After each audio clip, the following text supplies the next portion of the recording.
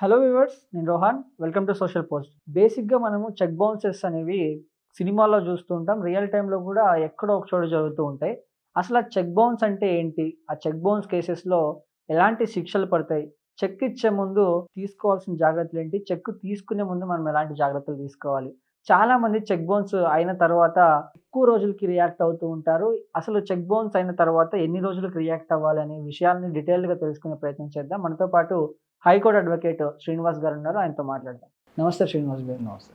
So, check bounce cases అనేవి మనం వింటూ ఉంటాము. బేసిక్‌గా చాలా మందికి అసలు చెక్ బౌన్స్ అంటే ఏంటి? దాన్ని ఎందుకు ఫైల్ చేస్తారు? చెక్ బౌన్స్ కేసు ఎలాంటి టైంలో పెడతారనేది తెలీదు. చెక్ బౌన్స్ కేస్ అంటే ఏంటి? ఎలాంటి సమయాల్లో మనం ఈ కేస్‌ని ఫైల్ చేయొచ్చండి? సింపుల్ భాషలో చెప్పాలి అంటే చెక్ బౌన్స్ కేస్ అనేది మనం తీసుకున్న అప్పుకో లేకపోతే మనం సేల్ చేసిన ఒక ప్రొడక్ట్‌కో ఇన్ రిటర్న్ మనకు క్యాష్‌కి బదులుగా కొంతమంది చెక్ ద్వారా పే చేస్తారు. కొంతమంది లేకపోతే తీసుకున్న అప్పుకి సెక్యూరిటీగా కొన్నిసార్లు చెక్స్ ఇస్తారు. సో, అలాంటి చెక్‌ని తీసుకుపోయి మనం బ్యాంక్‌లో వేసినప్పుడు, ఆ బ్యాంక్‌లో మన చెక్ డిసానర్ అయినప్పుడు అంటే బ్యాంక్ మనకు పే చేయకుండా రిటర్న్ చేసినప్పుడు కొన్ని కారణాల వల్ల రిటర్న్ చేస్తుంది బ్యాంక్. అలా రిటర్న్ అయినప్పుడు ఏం చేయాలి అనేది ఆ తర్వాత ఏం డిసిజన్ తీసుకోవాలనేది కేసు వేయొచ్చా లేదా అనేది that's how. So, once cheque bounce అయింది అనుకోండి, వెంటనే మనం ఎలాంటి చర్యలు తీసుకోవాలి? చెక్ బౌన్స్ అయిన వెంటనే మీరు చేయాల్సిన మొదటి పని బ్యాంక్‌లో చెక్ వాడు రిటర్న్ చేసినప్పుడే డిసానర్ అయిందని చెప్పగానే మనకు ఒక చెక్ రిటర్న్ మెమో ఇస్తాడు. ఆ చెక్ రిటర్న్ మెమో తీసుకొని ఆ మెమో తీసుకున్న రోజు నుంచి 30 రోజుల లోపు మనం ఒక లీగల్ నోటీస్ సర్వ్ చేయాలి. That is a statutory legal notice అండి. మనం దాన్ని డిమాండ్ నోటీస్ అంటాం. మనకు ఆ చెక్ అమౌంట్ ఏదైతే ఉందో మనకు ఆ అమౌంట్‌ని మెన్షన్ చేస్తూ ఆ అమౌంట్ మనకు కావాలి అని మనం డిమాండ్ చేస్తూ మనకు ఆ చెక్ డిసానర్ అయిన 30 రోజుల లోపు మనము లీగల్ నోటీస్ పంపించాలి. సో, చెక్ బౌన్స్ కేసులనేవి ఏ చట్టం కిందకి వస్తాయండి? చెక్ బౌన్స్ కేసెస్ అనేవి నెగోషియబుల్ ఇన్స్ట్రుమెంట్స్ యాక్ట్ 1881 అనేది కవర్ చేస్తుందండి. సో, వన్స్ నోటీస్ అందుకున్నాడు ఒక వ్యక్తి, ఎన్ని రోజుల్లో డబ్బులు చెల్లించాల్సి ఉంటుందండి? నోటీస్ ఇష్యూ చేసిన తర్వాత ఎప్పుడైతే చెక్ డిసానర్ అయిపోయిన తర్వాత 1 మంత్ 30 రోజుల్లోపు నోటీస్ పంపిస్తామో ఆ నోటీస్‌లోనే మనం 15 రోజులు గడువిస్తాం. ఆ 15 రోజుల గడువు అంటే నోటీస్ అందుకున్న 15 రోజుల్లోపు ఆ వ్యక్తి మనకు డబ్బులు తిరిగి చెల్లించాల్సి ఉంటుంది. అంటే చెక్ ఇచ్చిన వ్యక్తి ఉంటారు కదా! ఒకవేళ చెక్ బౌన్స్ అయితే అలా అతనికి ఎలాంటి శిక్షలు పడతాయి? చెక్ ఇచ్చిన వ్యక్తికి పడే శిక్షలు చట్ట ప్రకారం ఏం చెప్తుంది అంటే రూ. 10,000 జరిమానా, 2 సంవత్సరాల ఇంప్రిజన్మెంట్ ఉంటుంది. అది కాకుండా కంపెన్సేషన్ కూడా అవార్డ్ చేస్తుంది కోర్టు. చెక్ అమౌంట్‌కి డబుల్ పే చేయాల్సి ఉంటుంది. అది కంపెన్సేషన్ కూడా ఉంటుంది. లేకపోతే 2 ఇస్తుంది. కొన్నిసార్లు కోర్ట్స్ ఎట్లా కన్సిడర్ చేస్తాయి అంటే కొన్నిసార్లు ఫైన్‌తో వదిలేస్తాయి. లేకపోతే కొన్నిసార్లు ఇంప్రిజన్మెంట్ కన్విక్షన్ వరకు ఉంటుంది పనిష్మెంట్. ఇప్పుడు చెక్ బౌన్స్ అనేది ఓన్లీ బ్యాంక్ అకౌంట్‌లో డబ్బులు లేకపోవడం గానీ, సో, అలాంటి సమయాల్లో కూడా బౌన్స్ అయ్యే ఛాన్స్ ఉందా? చెక్ బౌన్స్ అనేది డిసానర్ అనేది చాలా కారణాలతో అవుతుంది. అలాంటి వాటిలో మీరు అన్నట్టు ఇన్సఫిషియెంట్ ఫండ్స్ అని బ్యాంక్‌లో డబ్బులు లేకపోవడం వల్లనో, లేకపోతే చెక్‌లో ఆల్టరేషన్స్ ఉన్నాయనో, లేకపోతే బ్యాంక్ అకౌంట్ క్లోజ్ అయిపోయిందనో, లేకపోతే చెక్ స్టాప్డ్ అని వస్తుంది. అంటే ఈ పర్టికులర్ ట్రాన్సాక్షన్ స్టాప్ చేయాలని చెప్పేసి అకౌంట్ హోల్డర్ బ్యాంక్ రిక్వెస్ట్ పెట్టుకుంటాడు కొన్నిసార్లు with what ever mala fide intention. అలాంటి సందర్భాల్లో ఇలాంటి ఇంకా చాలా కవర్ అయ్యాయి. అలాంటి వాటిలో బ్యాంక్ డిసానర్ రిటర్న్ చేస్తుంది చెక్‌ని. చెక్ అనేది ఇప్పుడు సెక్యూరిటీ బౌన్స్ అయిందనుకోండి, అలాంటి సమయాల్లో కూడా మనం కేసు వేసుకోవచ్చా అండి? సెక్యూరిటీ చెక్స్ అంటారు. సెక్యూరిటీ డిపాజిట్ అనే రీసెంట్‌గా చాలా జడ్జిమెంట్‌లో సుప్రీం కోర్ట్ కూడా చెప్పింది దట్ సెక్యూరిటీ కోసం ఇచ్చిన చెక్స్ కూడా బౌన్స్ అవుతే గనక వాటిపై మనము ఈ చట్టం కింద కేసు నమోదు చేసుకోవచ్చు. సో, కొంతమంది ఏం చేస్తూ ఉంటారంటే బ్లాంక్ చెక్ ఇస్తూ ఉంటారు. మీకు ఇష్టం వచ్చినంత రాసుకోండి. మనం మూవీస్‌లో చూస్తూ ఉంటాం. సో, బ్లాంక్ చెక్ ఇచ్చారు. చట్టపరంగా దాని విలువ ఎంతవరకు ఉంటుందండి? ఏ చెక్ అయినా లీగల్లీ ఎన్ఫోర్సబుల్ డెట్ అనేది ఒకటి ఉంటుంది. అంటే చట్టబద్ధంగా ఉన్నటువంటి అప్పు. ఆ అప్పుకు మించి మనము అడగడానికి లేదు చట్టంగా. అండ్ బ్లాంక్ చెక్ వాల్యూ అంటే ఆ బ్లాంక్ చెక్ కూడా నీకు జరిగిన ట్రాన్సాక్షన్ కి ఎంత ఉంటుందో దాన్ని బట్టి అడుగుతాం. అండ్ బ్లాంక్ చెక్ కూడా ఎలా ఉండాలి? సిగ్నేచర్ తో పాటుగా ఉండాలి. ఎంప్టీ చెక్ ఇస్తే it's not considered as blank cheque అండి. ఎప్పుడు సిగ్నేచర్ ఉండి ఒకవేళ అమౌంట్ రాసి లేకుండా ఉన్నా కూడా పర్వాలేదు. ఎందుకు అనంటే మనకు section 20 of this negotiable instrument act ఏం చెప్తుంది అనంటే blank cheque with signature amount లేకపోయినా కూడా హోల్డర్ ఇన్ డ్యూ కోర్స్ రాసుకోవచ్చు అమౌంట్ అనేది చట్టం చెప్తుంది. ఓకే. ప్రెసెంట్ ఈ డిజిటల్ నడుస్తుంది కాబట్టి యూపీఐ పేమెంట్స్ ఎక్కువ జరుగుతున్నాయి. స్టిల్ ఈ చెక్లు అనేవి యూజ్ చేస్తున్నారా? చెక్ బౌన్స్ కేసెస్ అనేవి ఫైల్ అవుతున్నాయండి? ఇక్కడ అర్థం చేసుకోవాల్సిన విషయం ఏంటి అంటే ఇప్పుడు ఎన్ని యూపీఐ పేమెంట్స్ ఎన్ని ఆన్లైన్ ట్రాన్సాక్షన్స్ జరుగుతున్నా కూడా అన్ని రకాలుగా అంతే మోతాదులో ఫ్రాడ్ ఇలాంటి యాక్టివిటీస్ క్రిమినల్ యాక్టివిటీస్ కూడా జరుగుతున్నాయి.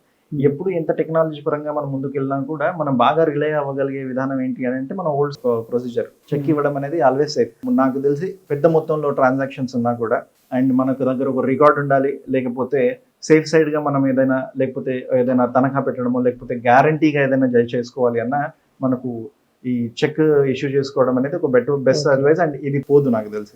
ఒక పర్సన్ చెక్ ఇచ్చాడు, అందులో సైన్ సరిగ్గా పెట్టలేదు, అలా అని చెప్పి మనం కేసు పెట్టొచ్చా? ఇక్కడ రెండు విధాలమైన కేసులు పెట్టొచ్చండి. ఒకటి, మనకు చెక్ ఇష్యూ చేసిన వ్యక్తి సైన్ మ్యాచ్ అవ్వకపోవడం అనేది రిటర్న్ మెమోలో రాస్తాడు, that is sign is not match అవ్వట్లేదనో లేకపోతే ఇట్ ఈస్ ఆల్టర్డ్ అనో రాస్తాడు.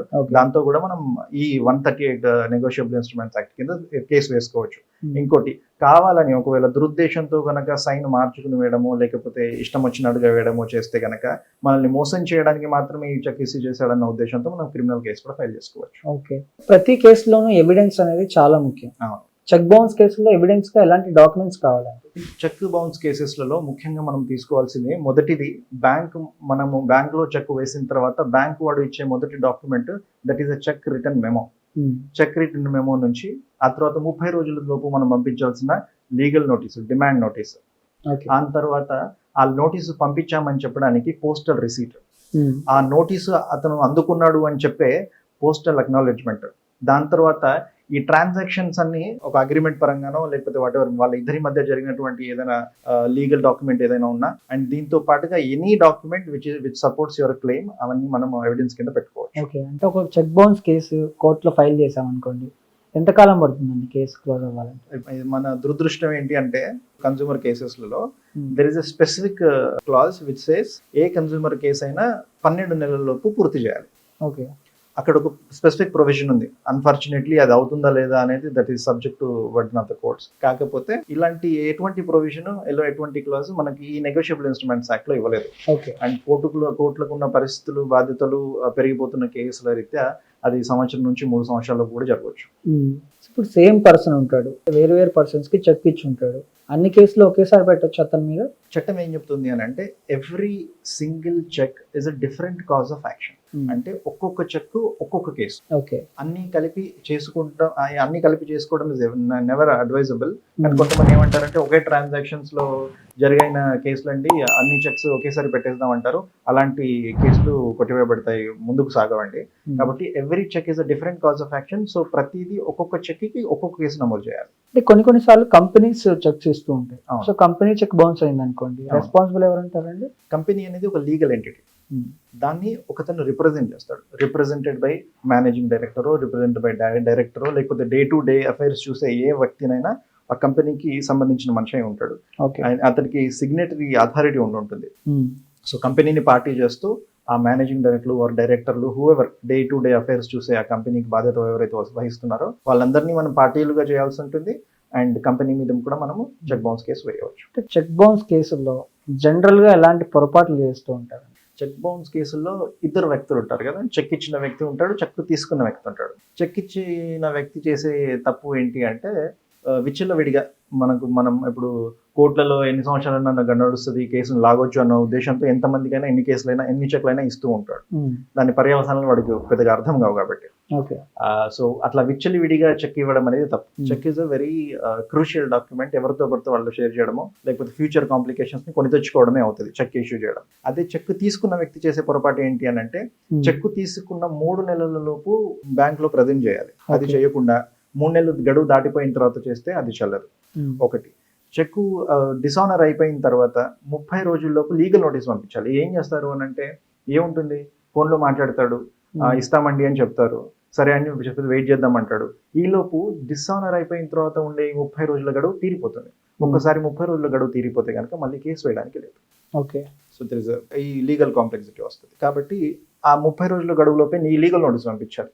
లీగల్ నోటీస్ పంపించిన తర్వాత 15 రోజుల్లోపు రాకపోతే 15 రోజులు దాటిన తర్వాత 30 రోజుల్లోపు కేసు ఫైల్ చేయాలి. ఏం చేస్తారు, 30 రోజులైనా కూడా ఏదో నమ్మకంతోనో మర్చిపోయో దీనివల్ల వాళ్ళు ఫైల్ చేయరు. సో దానివల్ల లిమిటేషన్ పోతుంది, కేసు వేయడం కుదరదు. సో ఒకవేళ వన్స్ చెక్ తీసుకునే ముందు ఎలాంటి జాగ్రత్తలు తీసుకోవాలండి? చెక్ తీసుకునే ముందు మనం మొదట తీసుకోవాల్సిన జాగ్రత్త, చెక్ ఇస్తున్న వ్యక్తి ఆ చెక్ అతనిదేనా, అతని పేరు మీద ఉన్న చెక్కే ఇస్తున్నాడా, అండ్ చెక్ అతను మన ముందు సైన్ చేస్తున్నాడు. ఎప్పుడు it is always advisable once whenever you take the check, అతను మీ ముందు చెక్ చేస్తున్నప్పుడు తీసుకోవడం is always advisable. So check ఇస్తున్న వ్యక్తి సైన్ చేస్తున్నాడు లేదా, ఆ సిగ్నేచర్ అతనిదా కాదా ఓకే అనేది మనము క్రాస్ వెరిఫై చేసుకోవాలి. సో ప్రజెంట్ ఇప్పుడున్న సిచ్యువేషన్స్ లో చెక్ బౌన్స్ కేసుల్లో ఎక్కువగా కోర్టులు ఎలాంటి తీర్పులు ఇచ్చాయండి జనాలకు అనుకూలంగా ఉండే?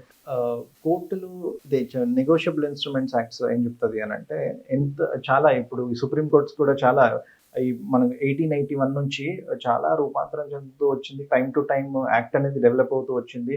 సుప్రీం కోర్ట్ కూడా చాలా గైడ్ లైన్స్ ఇచ్చేసింది. సో అన్ని ఫేవరబుల్ గానే ఉంటాయి మోస్ట్లీ. మన చట్టం ఎప్పుడు అన్యాయం జరిగిన వాడికి ఫేవరైజ్ చేద్దాం అనుకుంటా ఉంటుంది. సో అది ఫేవర్ జరుగుతుందా లేదా అనేది అది ఇంకో ప్రశ్న. కాకపోతే ఈ ప్రాసెస్ లో ఎవరితో మోసపోతారో లేకపోతే ఎవరికైతే జరుగుతుందో వాళ్ళకి ఫేవరబుల్ గానే ఉంటున్నాయి అన్ని జడ్జిమెంట్స్. అండ్ పనిష్మెంట్స్ కూడా వాటికి తగ్గట్టుగానే ఉంటుంది. చాలా స్వచ్ఛందంగా కొంతమంది విత్డ్రా చేసుకునే వాళ్ళు ఉంటారు, లేకపోతే వాళ్ళకి ఒక అవకాశం కల్పిస్తుంది. మీరు మొదటి వాయిదాలోనేసి వచ్చేసి మీరు ఒకవేళ పేమెంట్ చేసేస్తాము అని అంటే కనుక కేసు కొట్టివేస్తామని కోర్టుల ముందుకు వస్తాయి. అలా కాకుండా మీరు ఏ స్టేజ్లో అయినా, కోర్టు ఏ స్టేజ్లో ఉన్నప్పుడు కూడా మీరు కేసును మేము రిటర్న్ తీసుకుంటాం. ఇది కంపౌండబుల్ కేసు అంటామండి. అంటే మీరు రాజీ పడవచ్చు ఈ కేసులలో, ఓకే, రాజీ చేసుకోవచ్చు. సో ఫైనల్ గా చెక్ తీసుకునే వాళ్ళకి కానీ ఇచ్చే వాళ్ళకి కానీ లీగల్ గా మీరు ఇచ్చే సలహాలు ఏంటి? ఎప్పుడు మనం తీసుకుంటున్న అప్పు లేకపోతే అవతల వాడు మనకి ఇచ్చే చెక్ వాడు లీగల్లీ ఎన్ఫోర్సబుల్ డెట్టా కాదా, మనం దాన్ని ప్రూవ్ చేయగలమా లేదా అని చూసుకోవాలి. ఇది కాకపోయినా కూడా చెక్ ఇస్తున్నప్పుడు ఇందాక చెప్పినప్పుడు సిగ్నేచర్ వెరిఫై చేసుకోవడము, ఆ వ్యక్తిది కాదా అనేది తెలుసుకోవడం ఇస్ చాలా ఇంపార్టెంట్. ఆ తర్వాత మనం ఎప్పుడు ఏ ట్రాన్సాక్షన్ చేసుకున్నా కూడా దానికి తగిన అగ్రిమెంట్స్, దానికి తగిన పేపర్లు, దస్తావేజులు, వాళ్ళిద్దరికి మధ్య జరిగిన ఒప్పందాలు ఏమైనా ఉన్నా కూడా మనం సెక్యూర్ చేసుకొని పెట్టుకోవడం అనేది చాలా ఇంపార్టెంట్. రైట్ అండి, థ్యాంక్ యూ సో మచ్.